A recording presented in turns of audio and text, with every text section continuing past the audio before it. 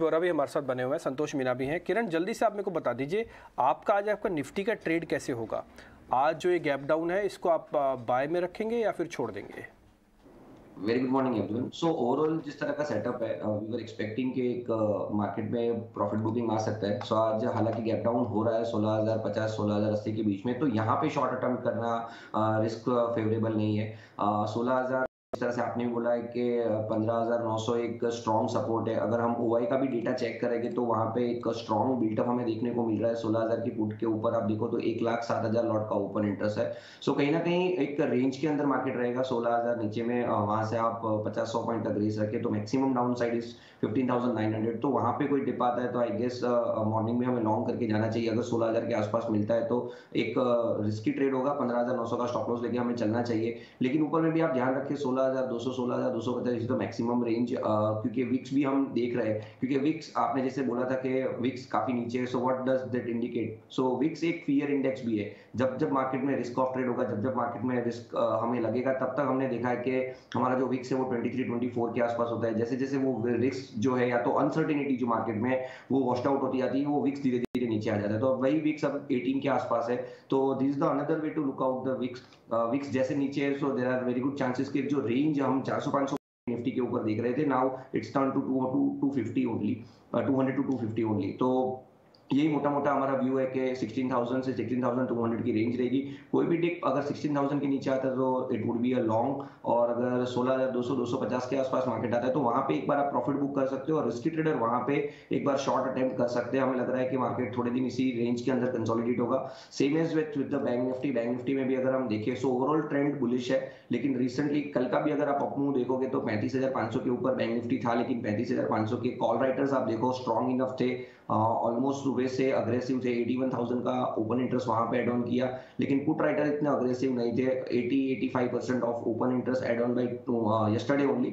तो आज थोड़ा भी अगर मार्केट 35,500 के नीचे होता तो वहां पे सेफ्टी ऑफ मार्जिन कम होता, तो वहां पे अनवाइंडिंग स्टार्ट हो जाती। तो वी वर एक्सपेक्टिंग कि 35,500 35,600 के आसपास एक बार आप शॉर्ट सेल कर सकते थे। लेकिन हालांकि यहाँ पे भी हमें लग रहा है कि 35,300 200 के बीच में ही बैंक निफ्टी ओपन हो, तो वहां पे अगेन कोई शॉर्ट नहीं ले सकते। We have to wait for the 35,100 to go long only.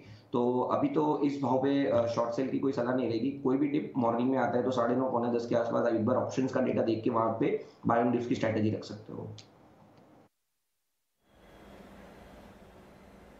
ठीक है, तो बाय ऑन डिप्स की स्ट्रैटेजी अपनाने की राय यहाँ पर दी जा रही है आपको इस वक्त किरण की तरफ से। संतोष, आपसे भी समझना चाहेंगे, आप क्या रणनीति सुझाएंगे आज मार्केट में लिए? ऊपर की तरफ आपको कौन से इंपॉर्टेंट लेवल्स दिखाई दे रहे हैं और अहम सपोर्ट लेवल्स भी क्या होंगे? किस रेंज में मार्केट आपको दिखाई दे रहा है? अपनी रणनीति बताइए, निफ्टी और बैंक निफ्टी दोनों में ही।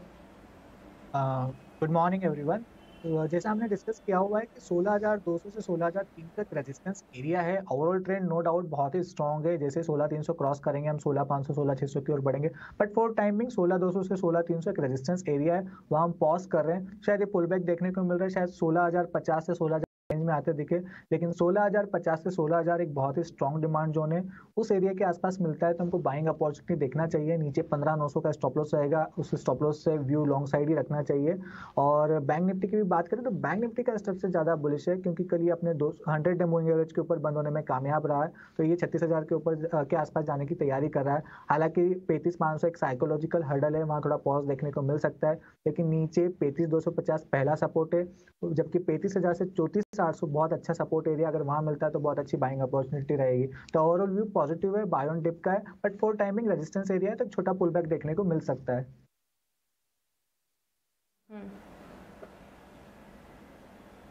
ओके, ठीक है, तो ये राय संतोष की तरफ से भी आपको दे दी गई है और ओवरऑल कंसेंसस यही निकल कर आ रहे हैं, जितने भी हमारे एक्सपर्ट सुझा रहे हैं कि बाय ऑन डिप्स का मार्केट आज दिखाई दे रहा है। चलिए अब इस बीच नरेश मीरानी को भी शामिल कर लेते हैं। Naresh, thank you so much easy now स्वदेश को समय देने के लिए। Good morning. आपका क्या व्यू बन रहा है निफ्टी पर और बैंक निफ्टी पर? क्या रणनीति अपना के चले और अपनी तरफ से स्टॉक स्पेसिफिक रिकमेंडेशन भी सुझाइए। सो निफ्टी और बैंक निफ्टी पर एक्सपेक्टेशन है कि अब हम एक कंसोलिडेशन फेज में जाएंगे थोड़े दिन के लिए। 1000 पॉइंट रिकवरी हुई थी नीचे से, और अब एक 300-400 पॉइंट के रेंज में होना एक अच्छी बात है, और उस पीरियड में नया लीडरशिप फॉर्म आउट हो रहा है। सो 15,900 जो निफ्टी का लेवल है, जो लास्ट रेजिस्टेंस था 15,900 950, अब वो सपोर्ट की तरह एक्ट करेगा। 16,250 300 एक रेजिस्टेंस। और ये पीरियड में अगर हम देखें जो रिकवरी हुई है उसमें नई लीडरशिप 1 by 1 सेटअप हो रही है। तो सबसे पहले हमने देखा ऑटो सेक्टर ने लीड ली, फिर उसके बाद एफएमसीजी था और बैंकिंग ने। और बैंकिंग बहुत ही इंपॉर्टेंट है क्योंकि उसका वेट ऑलमोस्ट 35% है निफ्टी पर। तो बैंकिंग की लीडरशिप से एक और ये कंफर्मेशन आता है कि एक अच्छा कंसोलिडेशन हो सकता है with an upward bias. So overall bias upward side रहेगा। स्टॉक स्पेसिफिक एक्शन कंटिन्यूड रहेंगे। सो वहीं पे नए नए रोटेशनल मूव होते रहेंगे।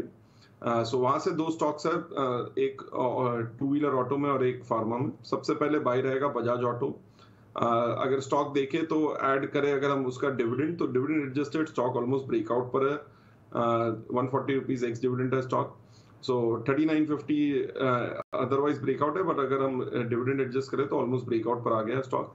स्टॉप लॉस होगा 3750, टारगेट होगा 4200। दूसरा रहेगा बाय ऑन दीवीज लैब, जिसने एक छोटा शॉर्ट टर्म रेंज का ब्रेकआउट दिया 3700 के ऊपर। टारगेट रहेगा 4000, स्टॉप लॉस 3670।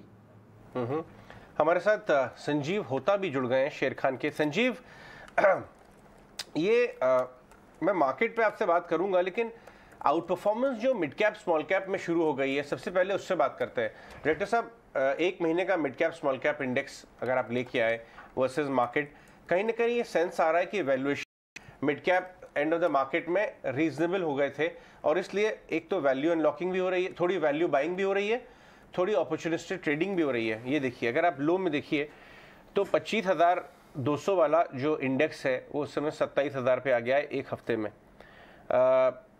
ये देखिए, अच्छी खासी आउट परफॉर्मेंस हमने देखी है। आपको